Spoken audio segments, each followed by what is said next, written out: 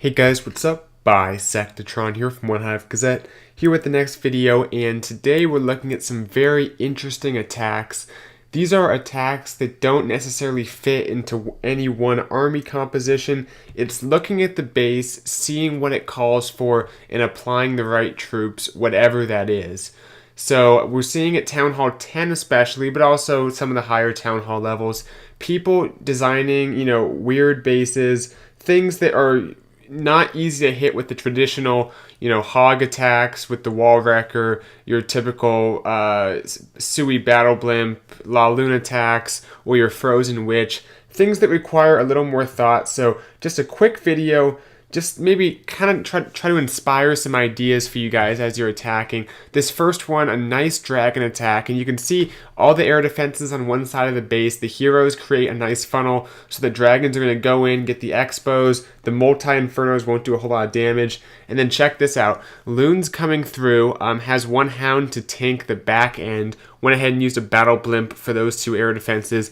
Then that clone spell on the balloons to make a few more. Ton of balloons still left up, and like I said, these multis cannot really hurt the dragons. They just don't do enough damage.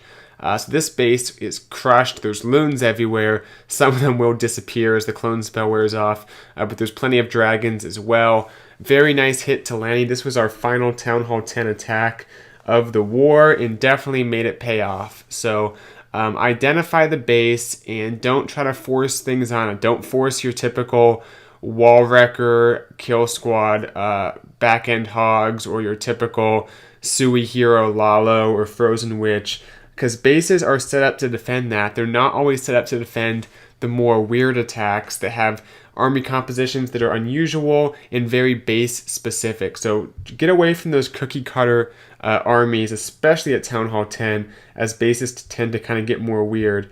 Let's take a look at one of my attacks. I purposely didn't show this one on the stream because I wanted to save it for this video. This was a cleanup attack, and oftentimes you need to know the Teslas if you're going to do kind of a more outlandish attack like this. You can see I'm going to get all 4 Teslas with my queen on this walk just for the price of 1 rage. The queen is great at getting Tesla farms on walks. Because the Teslas don't have much range, and they have even less range to make them pop. So basically, as the Tesla triggers, that's when the queen's going to target it, more or less. So the Teslas are not effective at all at stopping queen walks, which is why this worked out very nicely. Gets a little bit close here because the queen gets low. The Skelly spell makes her waste a few shots as the rage wears off, but she's going to be okay. Meanwhile, I'm going to have a wall wrecker at 12 and then witches on the side.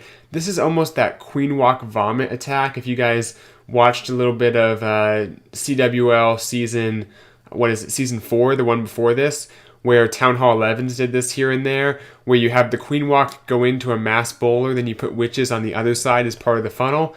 That's basically what this was, but also, once again, we're avoiding that cookie cutter army. Doesn't have to just be that queen walk vomit, but look at this multi. It's off the side. It's not going to be targeted for a little while by those bowlers or the queen or anything, especially with the hound and the CC to distract the queen. So I bring 6 hogs and a heal. That way the multi goes down, so it's not going to be a hassle. Also quite a few freezes to kind of keep all that damage off everything. Let the wall wrecker push through. Great value from these freezes, the first 2 especially. Here come the hogs, and like I said, they're going to take out that multi before it does too much work on anything. The wall wrecker pushes very far, and then I just go ahead and use the freeze to kind of help protect the bowlers inside of it. But this is what I'm saying, guys. You'll see how many troops are left up at the end. The witches on the outside, the heroes in the middle, and then the hogs coming from the other side. All works out very nicely. So look at the base and don't be afraid to kind of see which parts of the base are susceptible to which types of troops and kind of match those together into one cohesive attack. Because as you guys can see, it's these types of attacks that maybe aren't the first thing you think of as the attack meta that can crush some of these bases. Now, it's not to say be too fancy. If you're in a random search, maybe against clans that don't have quite as good bases as some of the clans in CWO Invite, you might be able to pull off frozen witches or stuff that's more common much more easily.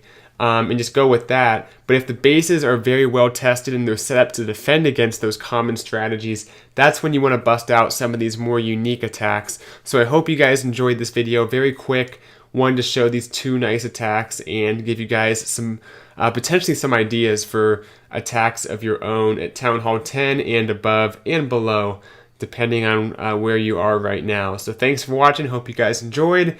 Good war at a Gehazi Bomber 2. Once again, we got the victory if you did not see the stream, and we're getting ready for our week 3 matchup. So I hope to see you guys at the stream next weekend. That'll do it for this video. Thanks for watching. I'll see you guys in the next one. Bisectatron out.